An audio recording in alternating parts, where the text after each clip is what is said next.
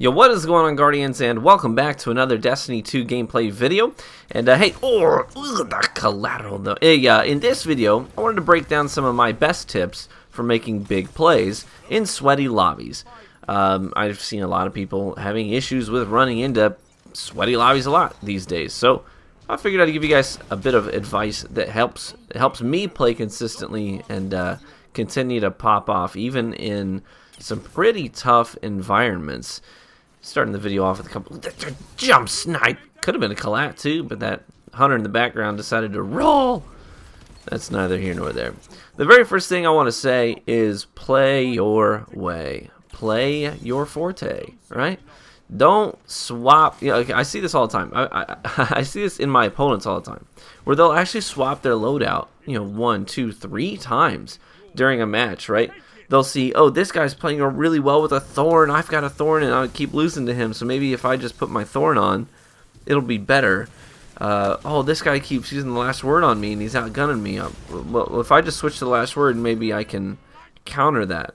The problem is, when you switch up your loadout mid-match, you really do throw off your own rhythm, and reacquiring it can be a real challenge. So you really do have to play your way. Don't swap loadouts. Don't change your play style to something that's uncomfortable for you, or something that you're not really well warmed up with. I would say sometimes I switch one time, and if I do, it's early in the match. I won't do it late in the match, but a lot of times it's because I came into the lobby with something goofy on. And that one switch is to switch back to my forte. It's to switch back to the thing I'm most comfortable with, not to switch off from it. You know what I mean? In order to match somebody else's playstyle. You got to play your way. Play the way that you typically play, what you're most comfortable with. The next thing I want to say is play confident. This is absolutely huge. Play confident. If you play on your back foot, the whole match, that's a death sentence. It really is. You can't just play on your back foot the whole time. Like, oh, I'm in a sweaty lobby. I need to be cautious. I need to be careful. I need to play defensive. I need to play slow. The problem with doing that is it takes your confidence away. You're playing as if you are not the force to be reckoned with on the battlefield. You got to play like you are the force to be reckoned with. Like, no, this is my lobby. All right, This is me in my lobby with my playstyle, with my guns, with my build, and you just got to go in there and you got to own it. You can't play on your back foot the whole time. Anything without confidence is inauthentic, and it is not genuine, right? So if you're playing without confidence, you're playing like a lesser version of your own playstyle. You know what I mean? A less confident you is a lesser you, all right? A less confident you is a lesser you. Just remember that. So you gotta play your way, and you gotta play confident. You just gotta own it. You know what I mean? You can't just be defensive the entire time, because it's gonna throw off your energy. It's gonna throw off your rhythm. And also, if the other team is always aggressing, you're always gonna get yourself in these situations where you're outnumbered, where you're outgunned, where you're surrounded, because you're giving them time to see red on the radar and collapse on it. And you can't just react to them pushing you. You got to be the aggressor sometimes. And there's a lot of times where I'll have red on all sides of me, and instead of sitting and waiting for the first person to push, what I do, and sometimes this doesn't play out, but a lot of times it does. It is definitely it's a risk move. You're gonna die if you stay put. So what I do is I pick one of them and I push it. Like, listen, it's like Red Rover. My team is on the other side of this group of baddies. I gotta pick one of them, and I gotta bust through, and then I've just gotta run for it, right? So pick one of them, bust through, and then make a run for it.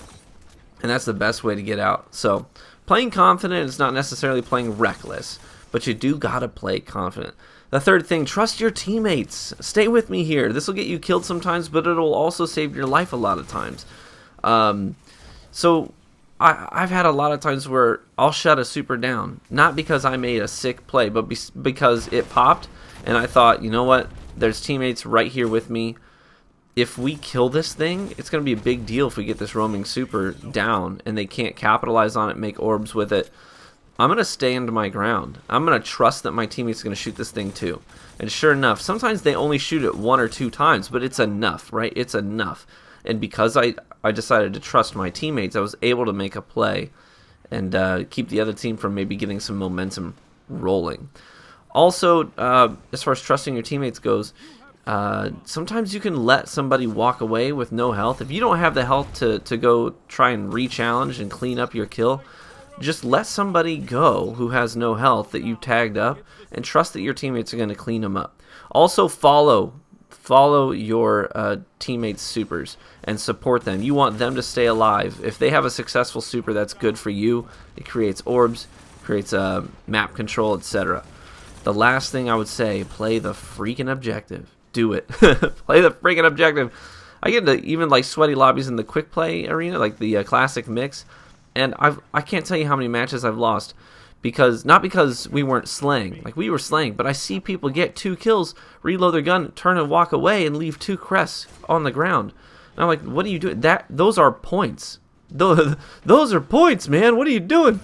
And I see people walk past crests all the time. And the same thing applies to control. I see people pop their supers in a really sketchy situation when we only have 1 zone or no zones. And it's like, dude, if you wait 2 seconds, you can clearly see we're capping this zone. If you let us finish this cap, we'll have zone advantage. And those kills you get with your super are going to count for double, you know what I mean? So play the freaking objective. Those are my top 4 tips for you guys. I hope you found them helpful. I hope you enjoyed the gameplay. And I hope to catch you in the Crucible. Be warm and well fed, my friends. Bye-bye.